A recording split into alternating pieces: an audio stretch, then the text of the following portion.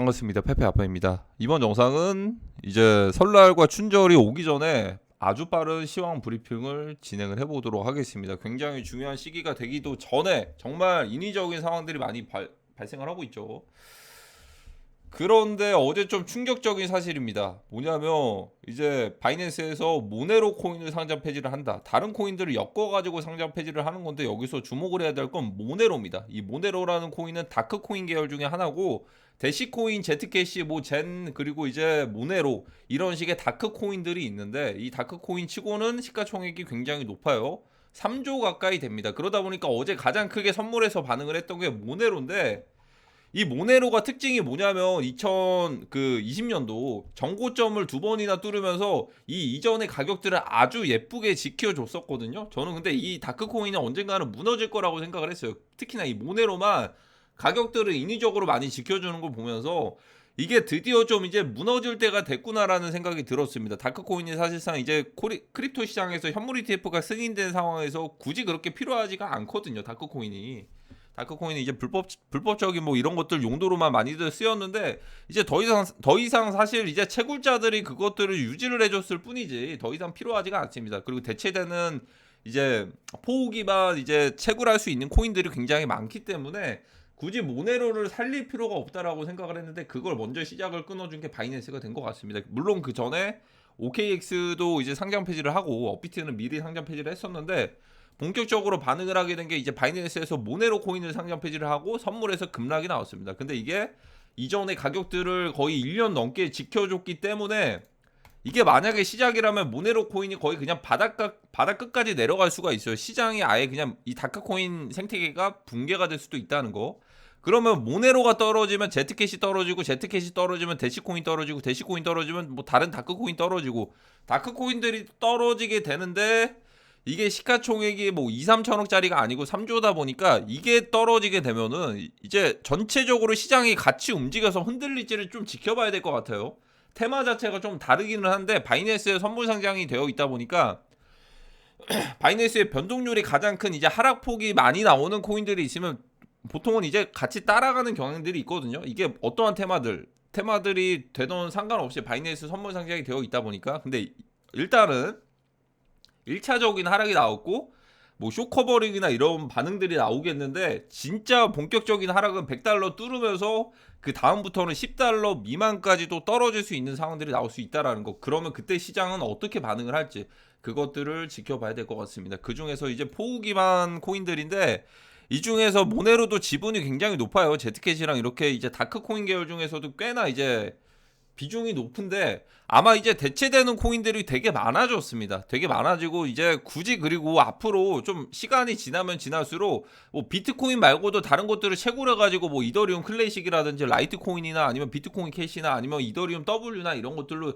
대체로 이제 채굴을 해 가지고 이거 팔았을 텐데 앞으로 시간이 가면 갈수록 이 채굴에 대해서는 조금 이제 줄어들 수도 있어요. 왜냐하면 이제 이더리움이 그걸 먼저 이제 전환을 했죠. 이더리움 포우 기반에서 포스 기반으로 지분 증명 방식으로 이 전체 시장 전체 그 지구를 움직이는 세력들이 지구를 그 전기를 많이 쓰는 것들이 싫다고들 이제 얘기를 하니까 앞으로 가면 갈수록 줄어들 수는 있습니다. 하지만 단기적으로 봤을 때 주목을 해야 되는 건 이 지분율이 굉장히 높았다는 거. 채굴장 세력들이 이제 이 모아놨던 모네로 코인들을 덤핑을 하면서 아주 발빠르게 다른 코인들로 넘어갈 수가 있다라는 거예요. 다른 코인들로 새로운 이제 채굴장들이 또 이제 밀어주는 코인으로 넘어가고 이 모네로나 제트캐시 이런 다크 코인들을 이제 덤핑을 시키면서 공매도 채굴 세력들도 이제 엄청난 영향력이 있는 게 뭐냐면 이 채굴 세력들의 편승을 하는 것도 굉장히 좋은 사이클이 될 수가 있거든요. 예를 들어서 채굴 세력들이 그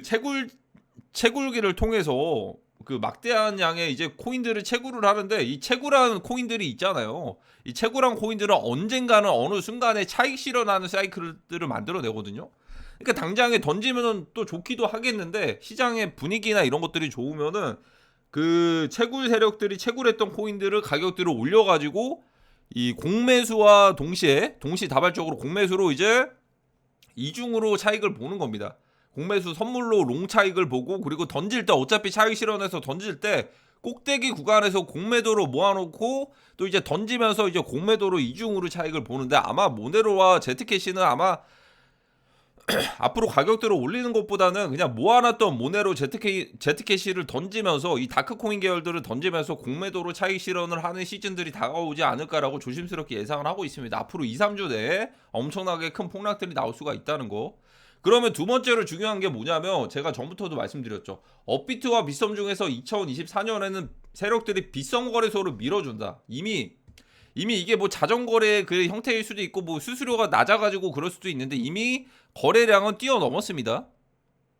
이미 거래량은 빗썸이 뛰어넘었어요. 이거는 이제 이전 데이터로 거래량은 아니고 순위는 뛰어넘었습니다. 순위가 이 정도로 크게 차이가 안 났던 게 그 이전에는 차이가 엄청 크게 났습니다.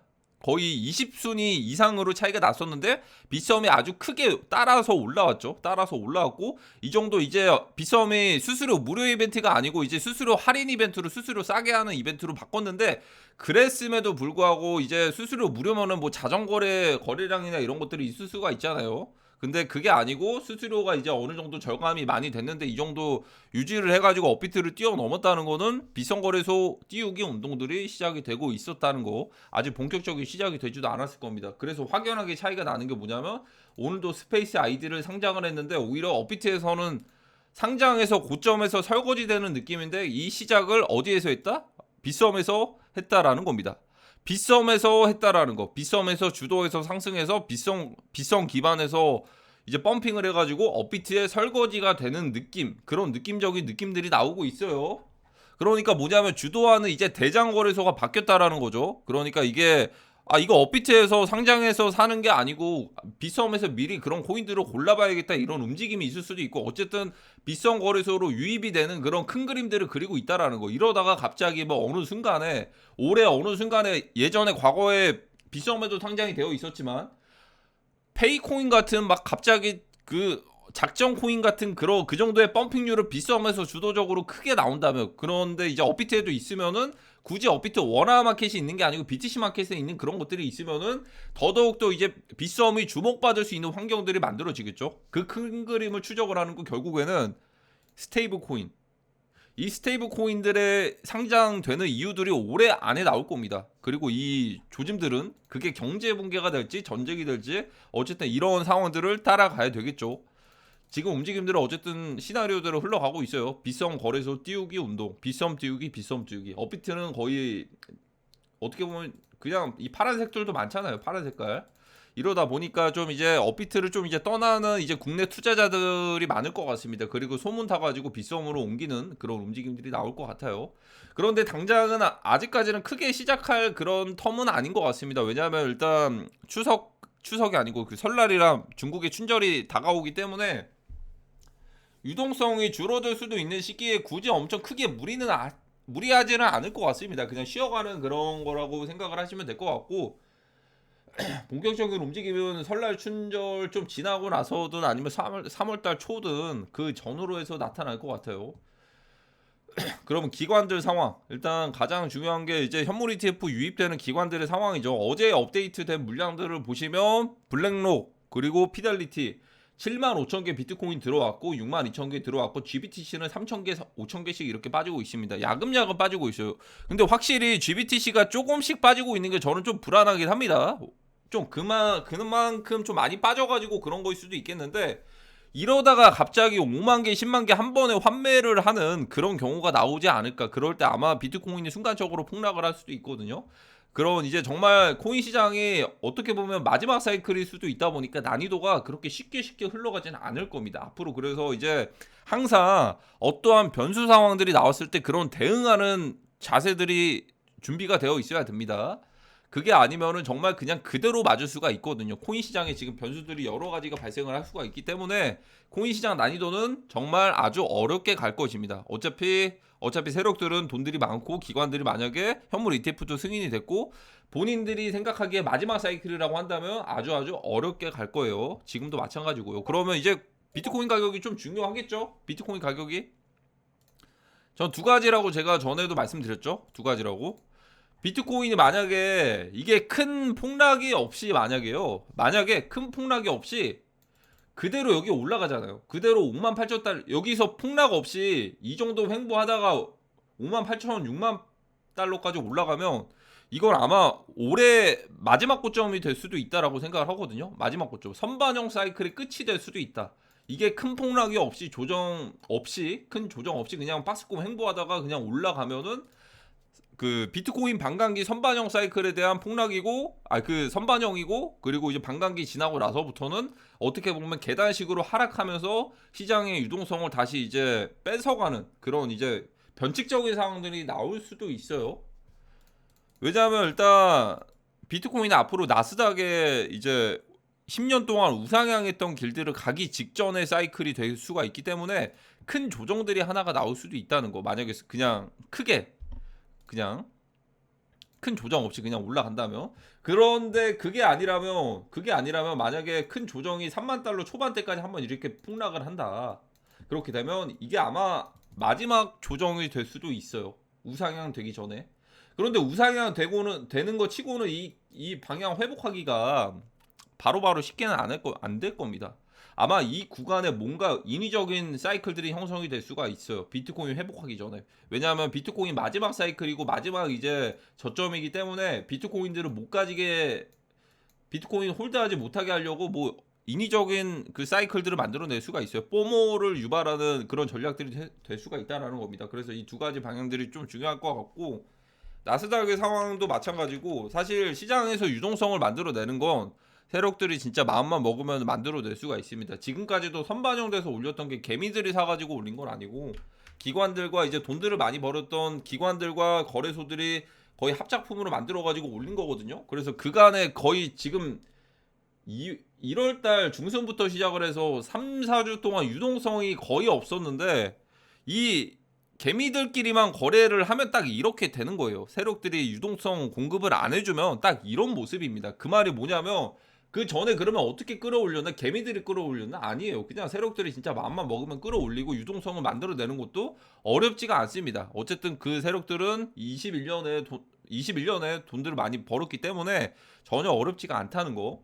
그러면 나스닥 상황으로 비트코인 상황을 좀 보겠습니다. 제가 좀 이제 걱정이 되고 염두가 되는 거 뭐냐면, 나스닥은 그간의 리먼 브라더스 사태 큰 인위적인 변수 상황 때 폭락을 하고 나서 우상향의 길을 걸었습니다. 우상향의 길을 10년 동안 걸었는데, 마치 비트코인 상황이 어떻게 보면요, 제가 올해 그래서 선반영되는 구간이 만약에 비트코인이 선반영돼서 58,000이나 막 이런 구간까지 올라가게 되거나, 아니면 그게 아니고 비트코인을 크게 보면은 여기일 수도 있어요. 어떻게 보면은. 그러니까 비트코인 현물 ETF는 승인이 됐고 우상향 되기 직전의 상황이란 말이죠. 우상향 되기 직전의 상황이다 보니까 언제든지 열어둬야 되는 게 지금 상황입니다. 언제든지 비트코인의 변수 상황들을 열어둬야 되는 게 지금의 코인 시장이거든요. 그러니까 이걸 좀 대입을 해보면 비트코인 이 주기가 어떻게 보면 나스닥의 일주일 차트가 비트코인의 일일 차트와 매우 흡사할 수도 있습니다. 이 패턴이라든지 사이클 속도가 비트코인 시장이 거의 일주일 정도 더 빠르다라고, 7일 곱하기 7배 더 빠르다라고 생각을 하기 때문에 이 상황으로 좀 이제 좀 비교를 해볼 수가 있어요. 그러니까 제가 좀 염두가 되는 건, 어차피 코인 시장은 우상향 되는 게 남아 있어요. 우상향 되는 사이클이 옵니다. 근데 그것들은 세력들 마음이고 세력들이 주도적으로 움직일 거고, 그러면 우상향 되는 그런 사이클이 오기 직전에 폭락을 만들어낼지, 아니면 그냥 무난하게 나스닥 상황도 좋고 하니까 58,000달러까지 올리고 그렇게 이제 올해 선반영 사이클이 갈지, 그 여러 가지 제가 전에 두 가지 그려드렸죠. 그것처럼 그것과 마찬가지로 하나 또 이제 염두를 해야 될 거, 만약에 나스닥과 비슷한 앞으로의 크립토 시장, 디지털 시대가 다가오기 전에 우상향 되는 그런 사이클들이 오기 전에 큰 폭락들을 만들어낸다는 관점에서 비트코인 자리가 지금 나스닥의 이 구간일 수도 있어요. 충분히 이런 구간일 수도 있다는 거.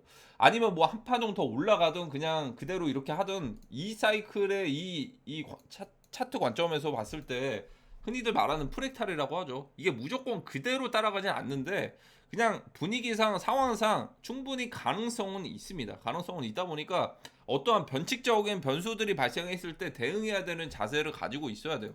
왜냐하면 지금 당장의 알트코인들이 메인급 되는 알트코인들이 펌핑들이 되고 있지 않잖아요. 예를 들어서 변수 상황이라고 한다면 비트코인의 이제 2차적인 상승을 알려주는 그런 시그널들이 있어요. 예를 들어서 비트코인이 먼저 갈 수도 있겠는데 그게 아니고 예를 들어 뭐 라이트코인이나 뭐 솔라나 같은 계열들이 크게 펌핑을 하면 비트코인의 후순환 펌핑에 대한 기대감을 좀 이제 조금 더 확신을 가지고 대응을 할 수가 있겠죠. 근데 그런 것들이 나오지 않는 상황이다 보니까 충분히 이런 상황들을 만들어낼 수도 있다라는 겁니다. 그러다 보니까 이 폭락에 대한 그런 것들 언제든지 열어는 둬야 돼요.